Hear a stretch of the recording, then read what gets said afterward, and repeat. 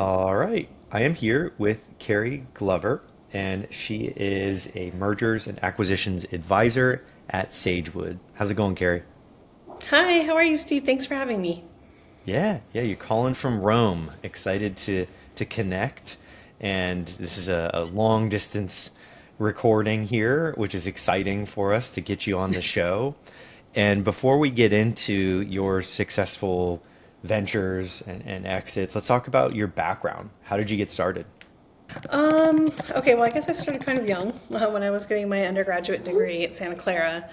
I I got a business degree. I actually kind of fell into wedding planning because I was planning my own first wedding and I couldn't afford a wedding planner. So I got certified, filed an LLC, made it very official because I had some girlfriends that were like, hey, I'd love for you to plan my wedding. So just to protect myself, I filed an LLC. So I planned in the Bay Area for about 8 years. I moved the company to Dallas for a few years. We were a really large company there, and then moved again to Colorado. I think in 2008 or 2009, 2008, I think. And I by that time I had also gotten my MBA, and so I learned a lot more about like how to scope a services business like to a massive, much larger scale. Wedding planning firms are generally one person or two people, two or three. But I had a vision of having a much larger company. And when I was ready to sell it in 2016, at that time I had 20 ladies that worked for me. We did about 200 plus events a year all over the world. So I figured out how to like scale it and be, obviously we were the largest in Colorado, but we were doing events all over the globe. And entrepreneurship is just something that's come naturally to me. It's just I've really like I'm a go-getter and I can motivate myself to create space for things that need to happen. I can see gaps in markets of what needs to be provided and how to do things differently. And so I can't imagine myself any other way. I also built, designed, and launched wedding venues during that time. So clients would hire me to, find the location. Sometimes they had a location. I do the interior design, work with the architect, planning commissions, landscaping, hire the team, design all of the marketing and branding, and then bring that venue to launch. So I did that simultaneous to running the wedding planning firm, which is great because they're naturally worked with each other. I understood what the market needed and was able to assist clients with that. So yeah, when I was ready to sell in 2016, I honestly can't remember how I met Ben. I wish I did, but someone must have introduced us, or he must have been referred to me, and he said, "Yes, I can sell your services business," because I knew from the get go, like when I very first started the company, that the company had to be a brand, not a person. In services businesses, I think that's where it kind of goes wrong a lot. Like a company will be like, "Oh, my name, Jane Smith, wedding planners, USA or something." Well, the problem is Jane Smith ever wants to sell her brand. There's no more Jane Smith. And so it's harder for a brand to transition if the name isn't correct and disassociated with the owner. And also, I think one of the things I did well in the first company that I sold is I knew that in the years leading right up to the sale, I need to like separate myself more and more from the functionality of the business. I need to be able to operate without me. And the last year that I sold the wedding planning firm, I think I did 6 weddings in total. And it completely ran without me. Like we had, all of the ladies, we had a training system, we had great scheduling and structure. All of our SOPs had been worked out. Obviously, we were planners, so super organized anyway. And I knew I could step away and the business would just continue to run. And it has. It's actually totally successful still today. The owner who bought it from me is doing really well. They're still a very large company. So, that transition was really smooth. Nice, very nice. I like that you brought up kind of transferability because that's a pretty common topic that we talk about on the podcast because it Right. drives so many things. It drives the value of the business that a lot of people don't really think about because if it's non-transferable, there's not much value long term there. So Right, I think exactly. yeah, you touched on a lot of good points. Let's talk a little bit about the preparedness aspect because you touched on that briefly, like SOPs and stuff like that. But let's talk about some of the steps that people that are listening could take in terms of getting their businesses prepared today for a potential Sure. exit if they're in the service kind of focus space. I think in the service space, having good standard operating procedures is important no matter what business that you're running, just so that everyone is on the same page about the way that things should run. I think clean financials is really important, and surprisingly we see that less often. On the broker side of things, I'm surprised how many medium to large businesses run without really clean financials. So making sure that you're investing the time in either a bookkeeper or a CPA who can manage that for you, unless you're naturally gifted at that yourself, and making sure that you have years and years of your accurate history, and that history somewhat, remotely close to your taxes. That's always great too. Another common thing I think that service industry businesses don't think of is, if they own real estate as part of the service, they're not paying themselves market rent. So they're a bit surprised when we do an evaluation of their business and they haven't been paying themselves, any rent sometimes at all, from the entity that owns the property, as opposed, from the entity that they're selling. The reason why is because you can have a great net income or a great EBITDA, and it's like, wow, that's a great number. But if you calculate in for a buyer 5 to 10% of the value of the business to be paid annually as market rent, suddenly that number isn't as big and as sexy as it looked initially. So that's another thing that right off the bat, it's a good idea to always be paying yourself rent. Even, it just shows well in the books. It makes it more transferable, it makes it more sellable. And then again, trying to separate yourself as an owner from the service of the business. So creating great teams that are able to function without you. For example, I run 4 wedding venues right now in the United States remotely. Obviously, they run without me, but I've managed to create standard operating procedures in all these venues so that they can operate with a remote marketing person and an in-person team that works together really well. And so if any of those businesses wanted to sell, they could, and say, like, this person is it's very transferable. It's operating without the owner on site anyway, So why not? A new owner would make a difference. It would be great to have a great, fresh blood, new interest there, but it can't operate without you. Yeah, well said. Well said. So that takes me to timing. This is a question that I get all the time, and I think it's crucial just because every business is different. Every, circumstance is different with the founders and the operators behind a business. But what can you share around why it was the right time for you to sell and, in your opinion, Right. when the right time to is? Well, when I sold my wedding planning company, I had been a wedding planner for 17 years. So that's really long to have a career that's very physical. I mean, you're standing up 12 to 18 hours on a wedding day, carrying, lifting things. Like, physically, I didn't want my body to succumb to that. And I knew that I had created a company that can operate without me. So being able to create that asset and say, this was great. Thank you for 17 years of amazing events, but I'm young enough in my career that I can do something entirely different and pull the asset value out of that business. So for me, timing, when my financials were like beautiful and consistent and told a nice upward mobility story, I was like, when I'm on top, it's time to sell. This is the time. And I think that, especially in the wedding industry, especially specifically to wedding venues, we are seeing a lot of wedding venue owners that are coming to us like a year and a half after they've built the venue and they want to sell. And that's tough, right? Because you don't have enough history there in your service to show your real value of the business. You've got this great real estate investment, but isn't it just a real estate play at that point? Having at least 3 years of nice, consistent, positive financials that tell a good story, and that the net revenue makes sense for the debt service of the property, specifically for a wedding venue. For an entirely services business, if you're just leasing, which we do sales like that sometimes as well, it just has to make sense that that business can pay that rent, and that lease is transferable to a new owner. And if that's the case, it could become an asset if it's a great location.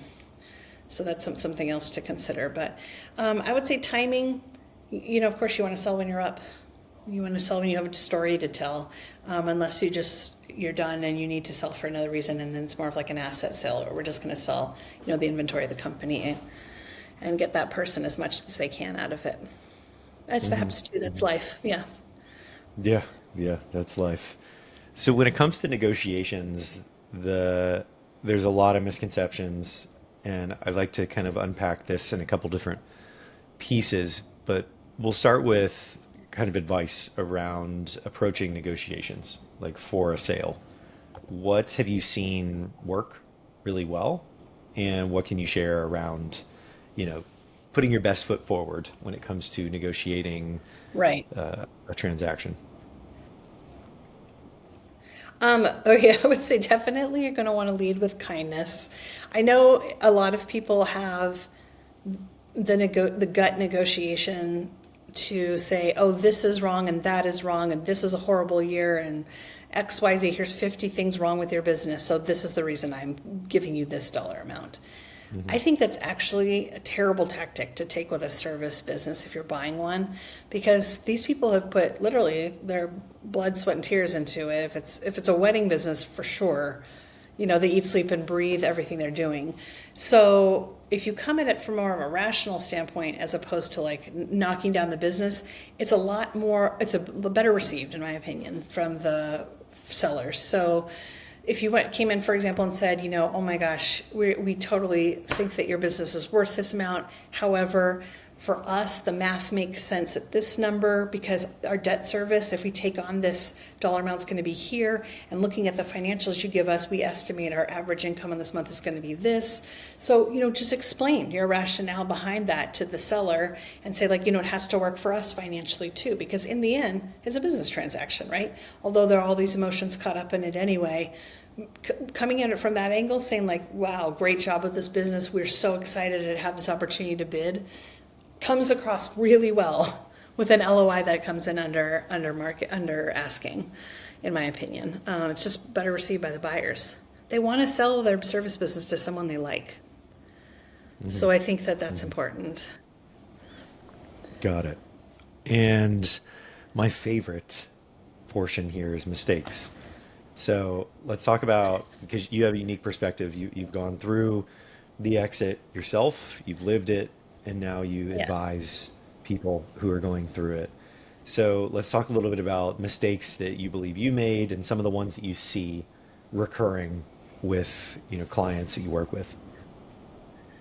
Gosh, I'm sure I made mistakes when I sold my company. Obviously, it was the first one I sold, and so I didn't know anything about it, but it has been more than almost 10 years since I sold it. So I'm trying to think. I vaguely remember us having some disagreements with the new buyer about, who owes what bills and what month. Like after she bought it, she wanted me to come back and pay a bunch of bills, I think. I think that happened. And so we negotiated to a point where we both felt comfortable, but that should have been language that was very clear. Like at this point, this person's responsible for the bills, this person's not, or if there's any previous bills being carried over, then the seller's responsible for clearing out those accounts or whatever the case is. I don't know that it was necessarily a mistake. It just wasn't clear enough in our transaction that we ended up having a dispute, but we were able to settle it amicably and, move on with our lives. Other mistakes that I see.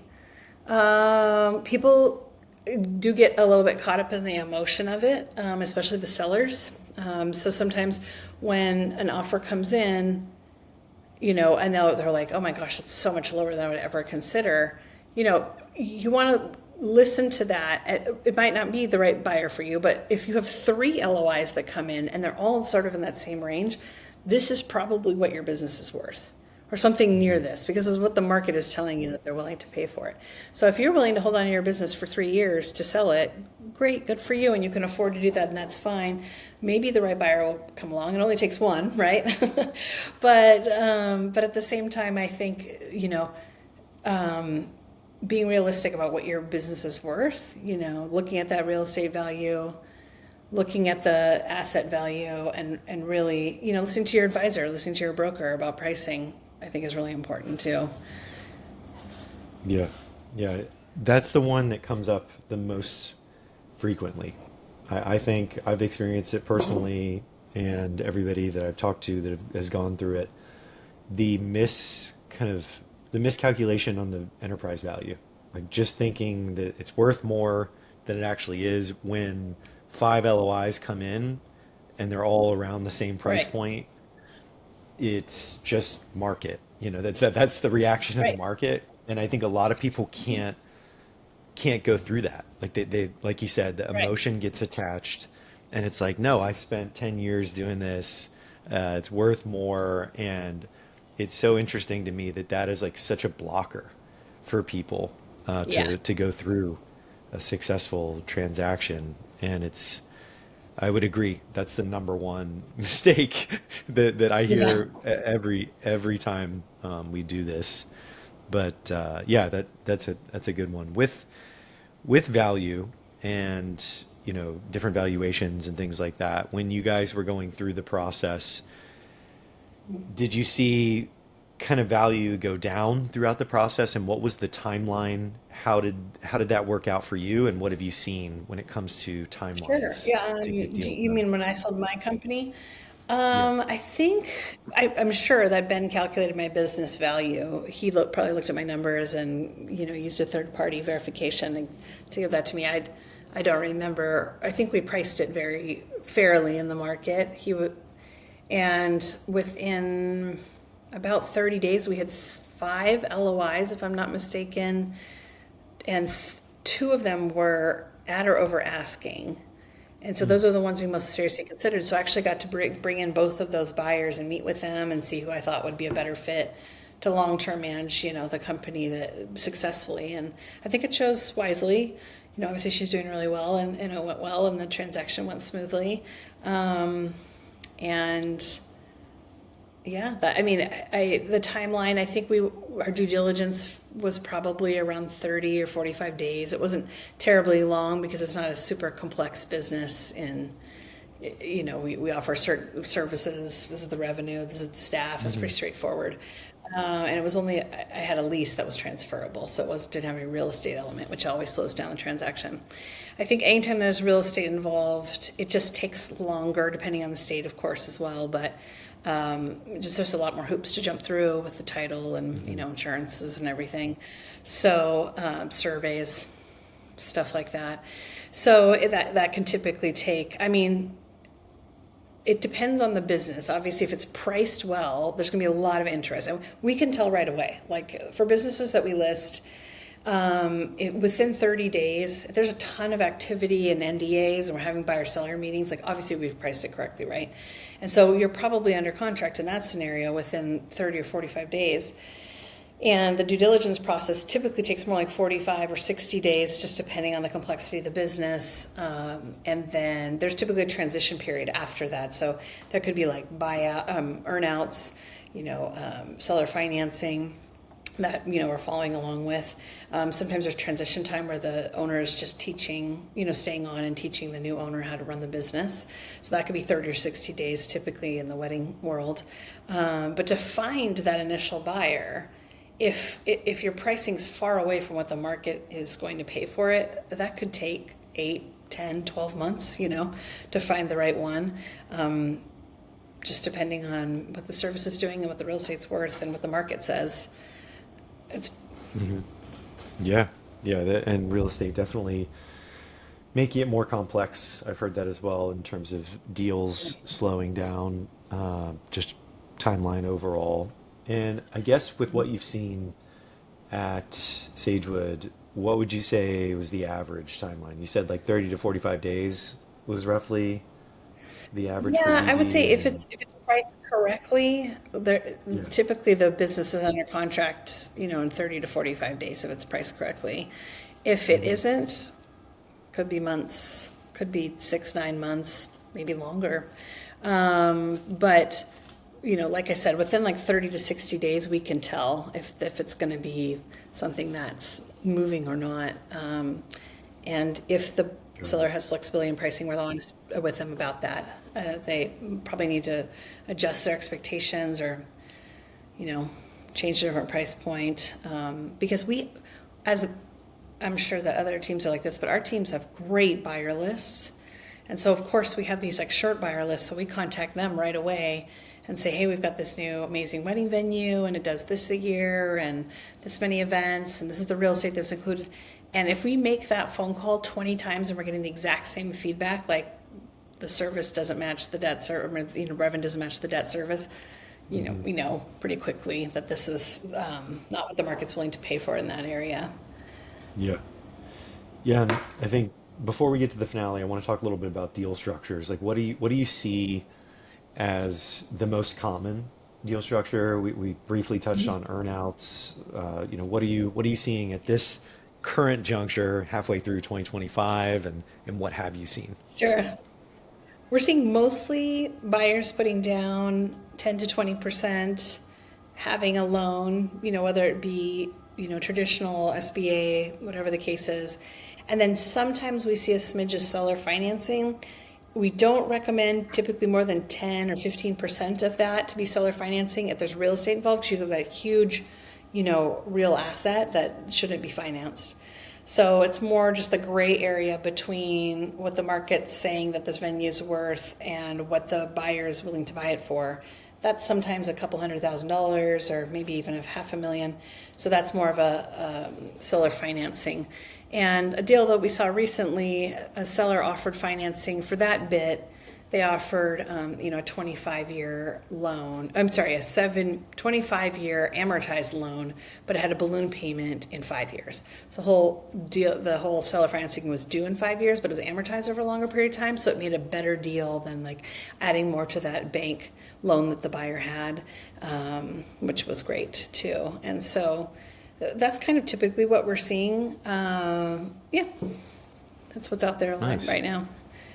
Nice. Well, that takes us to the finale. Knowing what you know now, what would you tell Carrie 10 years ago? I would tell her, good job selling your business. Great, great job. That was very smart of you to separate yourself from the brand, because all of the ladies that I worked with in that market, they're still out there hustling. They're still rocking weddings and carrying boxes, and like good for them, but they're not going to see an exit like I did. So it was smart to separate myself from the brand and from the operations of the company day to day. And I would tell her, I don't know, just, keep being an entrepreneur, keep trying things.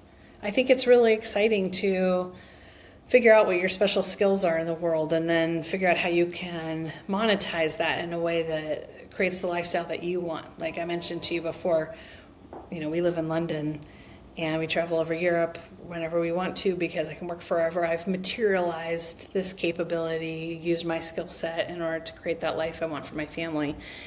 And sometimes when you're a business owner, it's really hard to get your head above the clouds and think like, this maybe doesn't have to be how my life is all the time. Like maybe somebody else would be better at running this, or have the capital to run it, or have the heart or the physical body to do it in the way that they want to do it.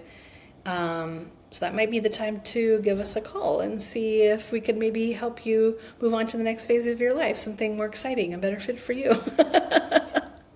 Awesome. Awesome. Well, that's a great segue into where people can connect with you and learn more about what you're doing. Yep, I'm with Sagewood Business Advisors, and so you can connect with us, online. I'm sure, you'll put our little URL or how to get to me. I'm Kerri at gosagewood.com. If you wanted to just drop me an email, just making sure. I think this is. It's funny, I never go to our website. But yep, that's our website as well. We're gosagewood.com. And Awesome. yeah, just give us an inquiry.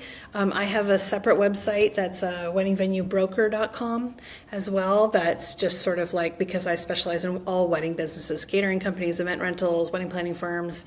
It's what I've been doing for 28 years now. I eat, sleep, and breathe weddings and service and hospitality, restaurants. So anything that I could assist with, that's sort of my piece of the pie there. But we have a lot of really amazing M&A advisors at Sagewood, and they all have specialties. So we're all great to work with. Tiny and mighty team. Very cool. Very cool. Well, wherever you guys are listening on iTunes or Spotify, the links that Carrie mentioned will be in the show notes. But thank you so much for coming on, Carrie. Awesome. Thanks for having me, Steve. I appreciate it. Have a great day.